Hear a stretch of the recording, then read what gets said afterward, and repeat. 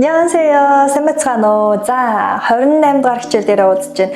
Ингээд нэг ганц хоёрхан бичлэгийн дараа бүгдээрээ ингээд анхан шатнаасаа бүр мултраад гарчлаа гэж та бүхэн ойлгож болох нь шүү дээ. Тэгэхээр харьцангуй илүү хүмүүстэй шууд ярьдаг болж чадж байна. Өөрийгөө тодорхой хэмжээнд ойлгуулдаг болж байна гэсэн үг.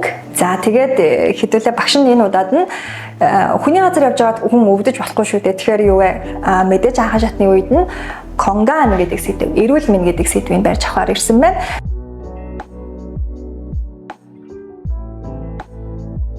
За эрүүл мэнд гэдэг сэдвээр нь багш нь ерөөхдөө харьцуулах хэлбэрүүдийг илүү их оруулж өгье гэж батсан.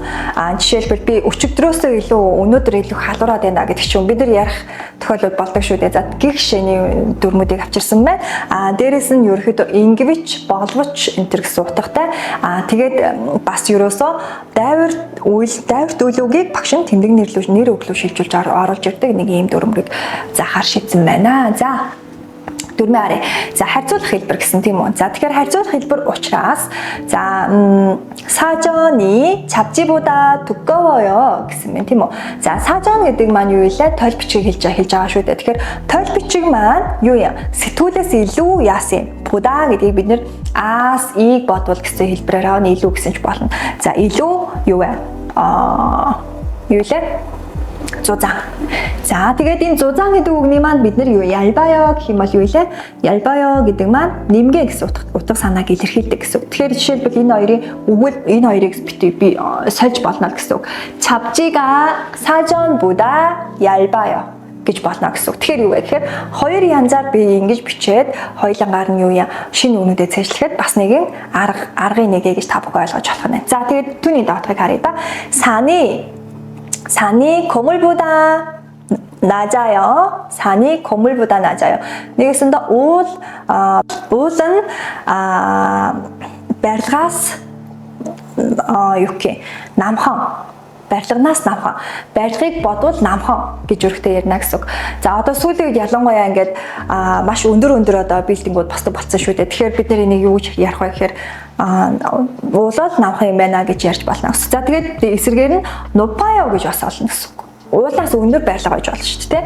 2 3 давхар барилга ч юм. Тэгэх юм бол уулнаас юу вэ? Намхан. За тэр үед нь багш нь энийг эсрэгээр нь ашиглаж болно гэсэн үг. За тэгвэл түүний доотхыг харъя да. 비행기가 기차보다 빨라요. 비행기가 기차보다 빨라요. 자, тэгмуда 기차가 비행기보다 느려요 гэж бас ярьж болно гэсэн. За, хурдан удаан гэдгээр нь багш нь ангилах гэдэг. Тэгэхээр мэдээж гал тэрэгнээс илүүтэйгээр онгоц маань хурдан шүү дээ. Тэгэхээр бид нэр гал тэрэгнээс илүү онгоц маань хурдан гэх шигээр багш нь ингэж ярьж болно гэсэн. За, дүрм маань ерөөхдөө ойлгомжтой дүрм байна гэж багш нь ойлголоо. За, тэгээд ойлгомжтой дүрм байсан учраас багш нь нэг харьцуулсан нэг хоёр жишээ үйлбэр авчирч харуулъя. За, 형 гэдэг маань ах тийм үү? Ах маань 186 cm. Нэлээд өндөр үү те? За тэгэнгүүтээ дүүн болох юм бол дүнсэнг 175 тийм ээ 175 cm гэж ярих нь. За тэгвэл энэ хоёрын маань хооронд нь харьцуулъя хэдүүлээ. За 누가 더 커요? хин нь илүү өндөр вэ гэж ярьж байна тийм үү? Хин нь илүү өндөр вэ? За хин нь илүү өндөр вэ? ах нь дүүгээсээ илүү өндрөө гэж багш нь ярих нь тийм үү? За тэгвэл юу гэж бичгий? 형이 동생보다 키가 더 커요. 키가 гэдэг үг маань 키 гэдэг үг маань өндөр нь илүү өндрөө гэж ерөөхдөө орчуулна гэж ойлгох нь тийм ээ. За тэгвэл доотхыг харъя да. 어떤 영화를 더 좋아하세요? 어떤 영화를 더 좋아하세요? ямар кинонд илүү их дуртай вэ? ямар кинонд илүү их дуртай вэ? За тэгсэн чинь юу гэж ярих нь? 코미디 영화가 멜로 영화보다 더 좋아요. За жишээлбэл одоо 멜로 гэдэг чинь юу вэ? Ингээл нэг тийм уянгын хайлттай кинонууд их байдаг те. Тэгэнгүүтээ нөгөө нэг комеди чинь хав зүгээр инээгээд өнгөрчдөг болохоор багшийн хувьд болохоор нэг тийм уйлдаг киноноос илүүтэйгээр инээдэг кино илүү гоё Тэгэхээр багш нөгөө нэг өөрийнхөө юм дээр аваад ирсэн. За, 멜로 코미디 영화가 멜로 영화보다 더 좋아요 гэж ярих нэ тийм ээ. За, гихшгээр багш нь харьцуулах дүрмийг бас ашиглаад өөрийнхөө дуртай дургүй юмудаа илэрхийлэх боломжтой гэж та бүхэн ойлгох нь. За, түүний дараагийн дүрм нь боловч гэсэн утгатай үг гэсэн тийм үү. Ийм боловч ийм гэл ингээд нэг ийм нэг хоёр үйлдэлийг багш нь бас яасан харьцуулаад тэгээд яасан ярих гэдэг байна гэсэн үг. Тэгэхээр ерөөхдөө юу илэрхийлэх гэдэг юм гэхээр хоёр шал өөр одоо утга санааг илэрхийлдэг тийм эсрэг дэрс одоо тийм үгнүүдийг багш нь энэ дээр хөвчлэх ярих нь. За, 저는 친구가 많지만 за, 저는 친구가 많지만 дүрм шууд автоматар залгана. Нэр үгнээр ганцхан 이 үсгийг жиргэлнэ босооё гэх тийм үү. За, тэгвэл 저는 친구가 많지만 점심은 혼자 먹어요. Нэгсэндээ би найз олон боловч өдрийн хоолоо би ганцаараа иддэг гэсэн мэт тийм ээ. За, энэ тохиолдол над дээр айгүй их болдог гэсэн. Найз амар олонтой ингээл явангууд хинэ гэл ингээ яваад солонгос гээ явж байгаа эцэгнүүд нь хоол идэх болсон чи би ганцаараа бочоод идэг. Нэг тийм юутай байгаад байсан. Тэгэхээр ингээ нэг хүн жоохон тийм тэрэндээ дасан зогцоод ингээ ганцаараа байх дуртай болоод ганцаараа хоол идэх дуртай болоод явчт юм билээ сонио. Тэгэхээр та нар эсвэл нөгөө нэг хүн хүний нөгөө нэг характераас шалтгаалаад яаж яаж байгаа би ганцаараа үлдчихэд идэх сонио. Тэгээд юу гэм болоод идэг байж магадгүй. Эсвэл одоо юу гэх найз нартайгаа уулзчаад хоол идэхгүй гингут нь эсвэл хоол идэхгүй гэдээ асуучихгүй ч юм уу тиймэрхүү тохиолдол айгүй их байсан юм шиг санагддаг над дээр. За, дараагийнх нь харъя да. 수지 씨와 지내요? За, нэгсэндээ чи 수지тэй дотн найз уу? Дотн уу гэж асууж ин гэсэн үг тийм ээ. За, тэгвэл юу гэх 수지 씨를 지나지 않지만 юу илээ? Би тийм дотн биш л дээ. Дотн биш боловч 얼굴은 알아요. Би түүний царайг нь хараад бол мэднэ, таньнаа гэж хэлж байна тийм үү. За, энийг бол бид нэр айгүй их ашиглаж ярьж болно. Чи тэрнтэй найз уу? Одоо нөгөө нэг танах ингээд нэг курсээрээ нэг ийм юу болно шүү дээ. Нэг юм одоо юу хэлсэлтийн хүмүүстэй тэгвэл чи тэрнтэй найз уу? Энтэй найз уу? Би тэрнтэй яг ярьж үзээгүй. Тэгтээ яг би царайг нь бол таних юм байна гэж бас хоорондоо яах нь ярьж бас болно гэсэн. За, түүний доотлыг харъя да. 이 바지가 어머니의 바지지만 자, 어머니의 바지지만 энэ бол ээжийн өмд боловч 지금의 채 반지지만 지금의 채 반지입니다. Нэгэсэндээ энэ манай ээжи만 бүгжимаа гэхдээ одоо юу вэ? Миний бүгжөө гэж ярьж байгаа. Тэгээд бүгжийг ерөөхдөө бид нараас ингэж ярьж болно гэсэн. За, дараагийн багш нь юуг нь авчирсан байна. За, энэ дүрм маань жоохон одоо юу гэх тийм юутай толгой иргмээр дүрм гэж бас ойлгож байна. Гэхдээ багш нь юу вэ гэхээр тип үгүй юу вэ гэхээр нэр үгний араас багш нь юу залгадаг вүлээ? Тодтгох нөгөө нэг үйл үг тэмдэг нэрийг авдаг шүү дээ. Тэгэнгუутаа тэрийгээ бид нэр эсэргээр нь ярихдаа нэр үгээр нь төгсгий гэж бодох үедээ багш нь энэ дүрмийг ашиглах үе байдаг гэсэн үг. За, тэгэхээр нэр үгээр нь бид нэр төгсөх шаардлагатай үедээ энэ тодтгол гишүүн болох нь тийм ээ. Тэгэхээр нөгөө нэг тэмдэгнэр үйл үг үгүүдийг ерөөхдөө тодтгол гишүүн рүү оруулж ирдэг дүрм. Дайвар үгийг тодтгол гишүүн рүү оруулж ирдэг дүрмээ гэж та бүхэн ойлгож болох нь. За, тэгэнгүүт ямар хэлбэр вэ? 강이 깊습니다 гэж бид нар ярьдаг байсан.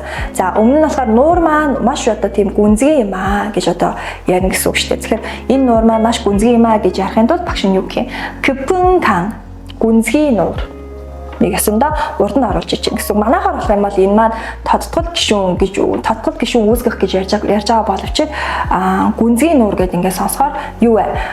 Тэмдэг нэр орж иж байгааз тэмдэгнэр нэр үг хоёрын холбоо үг үүсгэж байна гэж бас ойлгож болно. За, 신발이 큽니다. Нэгэсэндээ гутал маань том байна гэж бид нэр ярьж байна. Тэгэхээр 큰 신발, том гутал гэж юу гэсэндээ оруулж ирнэ гэсэн. За, дараагийн хэсгийг харъя да. 하늘이 맑습니다. Тэнгэр ямар гоё цэлмэг юм бэ? Тэнгэр цэлмэг, цэлмэг тэнгэр эсэргээр. За, иймэрхүү тохиолдлуудаар яг хооронд нь ярьж болно гэсэн. 가방이 삽니다. Нэгэсэндээ 가방 юу илээ? Цүнхийг хэлж байгаа шүү дээ. Цүнх. За, тэгвэл цүнх нь хямдхан гэж ярьж байна. Тэгсэн чинь юу вэ? Цүнх нь хямдхан цүнх. Нэгэсэндээ сан 가방 гэж бас орч ирэхийг хэлж байна гэж ойлгох нэ. За, окей, энийг бид нар ойлгоцсон юм чинь багш нь хэд хэдэн жишээ өгүүлбэрийг авчраа хооронд нь дахиад холбъё. За, жишээлбэл 높다 гэдэг үг байна тийм үү? Түрүүнийхээ 높은 건물 За тэгээд яасан бэ? Хоёр эмнийг хооронд нь тэмдэгнэр үйл үгээр нь багш нь урд хойно оруулсан байгааг харж байна. За нэгэсэндээ бидний жишээ өгүүлбэрүүдээ энд юу вэ? Үйл үг эсвэл тэмдэгнэр орж ирсэн байна. За тэгвэл хойно нь байгаа дандаа нэр үг. За нэр үгний араас ерөөхдөө үйл үг тэмдэгний нэрийг залгах үедээ энд орж ирж байгаа дүрм маань дайвар үг руу болж шилжиж орж ирнэ гэдгийг бид нар анзаарах хэрэгтэй байна тийм ээ. Тэгэхээр ерөөхдөө тодгол гишүүн маань Дэви гэдгээрээ тэмдэглэгдэж явчихна гэж та бүхэн ойлгоход байна. За 빠르다 토끼 гэсэн. За нэгэсэндээ 빠른 토끼 хурдан туулай гэж ярьж байна гэсэн үг. За тэгээд 무겁다 무거운 가방 хүнд цүнх тийм ээ. За гэгшээгээр бид нөгөө нэг хуургадаг хэсгүүдийг мөн адил хуургаж оруулж ирнэ гэдгийг та бүхэн анзаарахад болно. За тэгээ багш нь энэ дээр юу бас илүү их тодорхойлохыг хүссэн гэхээр идда овда гэдэг үгнүүд дээр дандаа нөгөө гэхээсээ тэгээд нэн гэж орж ирдэг байна. За жишээлбэл юу гэж байна? 맛있다 맛있는 사과 맛있는 사과 гэж орж ирж байна гэсэн үг. За тэгэхээр юу вэ? амттай алим гэж орж ирж байгаа. За түүний доор нь харъя да. 재미있다 재미있는 책 нэг ясан да. 재미있는 책 гэж бас орж ирж байна гэсэн үг. За түүний артлын хэсгийг харъя хэдүүлээ. За тэгэхээр бид нөгөө идда овда ямар ч ялгаа авахгүй автоматар шууд нэн залгана гэдгийг ойлгосон юм чинь яг эднэр ч гэсэн бас яах нь хувирдаг хэсгүүд нь хувираад хувирахгүй хэсгүүд нь яг юугаараа гэдгийг аваа бичнэ гэж ойлгох нь тийм ээ. За 낮은 집 낮다 낮은 집 намхан гэр нэрэн 거북이 за удаан яс мэлхий тийм ээ. За тэгээд 가볍다 쿵쿵 юуэ хөнгөн цүнх 가벼운 운동화. 자, тэгмуда 맛 없는 없다 гэдэг үгээр орж ирсэн байна. 맛 없는 당근. За, гэгшгээр ярих нь 당근 юу илээ? луун. Тэгэхээр амтгүй луун гэх гэдэг нь 희미롭다 희미로운 대화 сонирхолтой яриа гэгшгээр яах нь бид нар сольж бас ингэж нөгөө нэг оруулж ирж болно гэсэн. За энэгээр та бүхэн бүтээж байя гэх юм бол ер нь шууд автоматар эдгээрийг авангуудаа шууд өгүүлбэр зохиогоод өөртөө шууд биендээ шингээж авах нь илүү зүйтэй гэж бас хэлмээр байна. За дараагийн хэсгийг харъя да хэдүүлээ өгүүлбэрт оруулж ирсэн байна. За 할머니는 어떤 분이에요? За нэгэсэндээ манай эмээ маань эмээ чинь ямар хүн бэ гэж асуусан байна тийм үү? За тэгвэл бид нар эмээгээ хэлэхдээ 친절한 분이세요. нэгсэндээ 이세의 дүрм орж ирсэн байна. 친절하다 이일дэг гэсэн үг тийм үү? За тэгэхээр и일дэг хүн юм аа. Манай эмээ маань и일дэг хүн. 친절하다 болно тийм үү? тэмдэгний нэр орж ирж. За 어떤 고양이가 귀여워요? нэгсэндээ ямар муурын илүү өхөрдөн бэ гэж асуусан байна. Тэнгуут юу гэ? 작은 고양이가 귀여워요. нэгсэндээ жижигхэн муурын илүү өхөрдмөө гэж хэлсэн байна тийм. За тэгээд 주요한 음악을 들어요. нэгсэндээ тийм чимээгүй хөгжмийг сонсоод тийм амар ингээд нэг тийм рок мок биш юм. Гэд ингээд байдаг. K-pop ч гэсэн бас гэд ингээд байдаг шүү. Тэгэхээр тийм хөгжим биш нэг юм уянгийн нэг чимээгүй те нэг тийм хөгжим сонсдог гэсэн байдлаар бичсэн мэт 주요한 음악을 들어요. За окей. Тэгвэл багш нь одоо энэ дээр юу авчирсан байна гэхээр эрүүл мэнд гэдэг сэдв шүү дээ. Тэгэхээр хүний газар очиод аягүй хөвддөг. Ялангуяа гидсний өвчин мал салдаггүй. Петал гэдэг маань гидсний өвчин, гүйлэгдэг өвчин гэсэн үг. За тэгэд мэдчих хэрэгтэй. Бид нар ингэчиж нөгөө нэг имийг авч өгнө. Тийм ээ. Тэгээд түтэн гэдэг ингээ ороод ирэх юм бол толгойн өвчин гэдэг автоматар орж ирнэ. За тэгвэл ёл гэдэг юм бол бид нар ингээ халуурахыг хэлдэг байгаа. Ёл гэх юм те. За тэгээ куммул гэх юм бол ку гэдэг чинь үлээ хамар гэсэн үг шүү дээ. Тэгээ мүл гэх юм бол хамарны ус гэж өөрөөхөд орчуулдаг. Тэгэхээр юу вэ? Нус байх нь тийм ээ. Нус. За тэгээ гихшээгээр бид нар юу яа хамгийн энгийн тохиолдолд гарч ирдэг иймэрхүү шинж тэмдгүүдийг багш нь авчираад өөрөөхөд ярих гэж бодлоо. Тэгээд эдгээрээс цаашаа бид нар болохоор өөрсдөө юу вэ? Мэдэж авах хэрэгтэй. Бид нар яагаад тэгэхээр левел 1 буюу хамгийн анхны шатнаасаа бид нар юу вэ? Мултарч гарахыг хичээж байгаа учраас эдгээрүүд байхад бол бүрэн хангалттай бид нар тодорхой хэмжээнд ярьчна гэж багш нь ойлгож байгаа.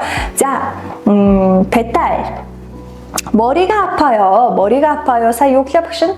Аль нь байлаа? 머리가 아파요. 두통 гэсэн тийм үү? За тэгвэл 배가 아파요. 배 гэж зүгдэж ийн гэх юм бол 배탈 тийм ээ 배탈. За тэгвэл 기침하고 기침 юу вэ? 한 гэдэг ханиалах найтай ханиалгах гэхийг хэлнэ тийм үү. За тэгмүүд ханиалгаад ямар ч гэсэн нэг юм ингээд ил гараад байна. Нааяа гэж юм. За тэгэхээр нааяа гэдэг үг маань ерөөхдөө энэ дээр ёй гэдэг үгийг илүү их авах хэрэгтэй. Ёринааяа гэж ярина гэсэн үг. Тэгэхээр бид нэр би ханиалгаад халуураад байна гэсэн үг ахна. Тэгэхээр автоматар шууд энэ маань юу юм? Камги гэдэг үг чинь байна. Ханиад байх нь тийм камги. За одоо сүүлийн үед бол яг энэ корона ч шууд ханиадтай ажиллах юм байна тийм. Яг ингээд уушгины амар хүнд байлгадаг уушгийг. За тэгэнгүүтээ яасан? Момсал иеё гэж тийм үү момсал. За момсал гэдэг нь ингээд юу вэ? Кичмаагүй ёринааяа байж болно. Кичмаагүй энэ дээр багш энэ хоёрын зөвлөж. Кичмаагүй 콧물이나요. 콧물. За нэг өсөндөө хамраас нус гарсан гэхээр бас бид нэр ижлэгээ нааяа гэж боддог. Гарах гэсэн утгатай үг тийм ээ. Бас эдгэх гэсэн утгыг агуулж идэг. За тэгэнгүүтээ юу вэ? Момсария гэх юм бол ерөөхдөө эдгээр зүйлүүд бүгдээрээ давхар бий болтгол та. Гэхдээ хамгийн гол нь бие арзаагаад ингээд нэг тийм нэг юм бүх бие ингээ хүндүр оргоод нэг тийм халуураад маш олон шинж тэмдэг илэрдэг ийм өвчнийг момсай гэдэг. Тэгээд энэ маань ихэвчлэн дандаа халуурахаар нөгөө нэг шинж тэмдгийг илэрч идэг. Тэгээд юу вэ? Ёринааяа гэж ярих нь тийм ээ. За тэгээд хүмүр гэх юм бол кичмаагүй 쿠물이나요. За ханиалгаад миний нусгоожод байна. Юу вэ? Автоматар ханиад байх тийм камги. За тэг шигээр бид нар яах нь эрүүл мэндийн тал дээр ядаж нэг ханиадныхаа өвчнийг ч гэсэн хэлж чаддаг бай гэж багш нь авчирсан байгаа. За харилцан яриан дээр багш нь юу байна хаа. За 어디가 아프세요? нэгэсэндээ за имлэг дээр ирсэн. имлэг дээр. 한쪽 찜에 гэдэг юм тийм. Тэгэхээр юу гэх юм? 머리가 아프고 배가 아파요. нэгэсэндээ юу вэ?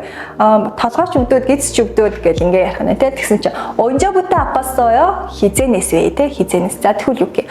어젯밤부터 아팠어요. өчигдрөөс ахуулаад, шөнөөс ахуулаад өвдсөн тийм үү. За тэгвэл яах вэ? 그런데 어젯밤 юу вэ? будаа орж иж байгаа. Ягаад тэгэхээр өчигдөр бас өвдсөн тэгээс 지금이 더 아파요. Одоо амар их өвдөж байна, илүү их өвдөж байна гэсэн утгаар. За, 열은 안 나요? асуусан. халахгүй байна уу гэж асуусан тийм ээ. Тэгсэн чинь 열은 юу? 안 나지만 орж иж байгаа. гарахгүй байгаа боловч, халахгүй байгаа боловч яасан? 설사예요. 설사 гэдэг маань гүйлгэх өвчнийг хэлж байгаа.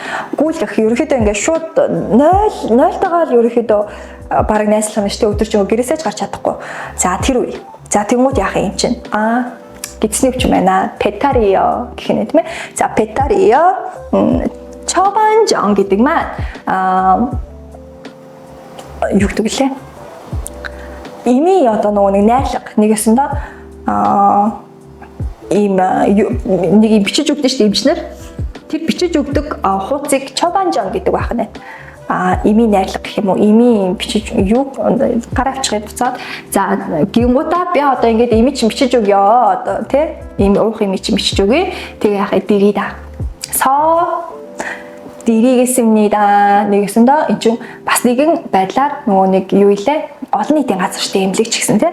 За тэгэхээр яах юм? Мэдээж тэр үйлчлүүлж байгаа үйлчлүүлэгч бид нэр хүндэлж байгаа учраас эмчин ч гэсэн яасан хүндэтгэлтэй ярих нь тийм үү. За тэгээд яасан?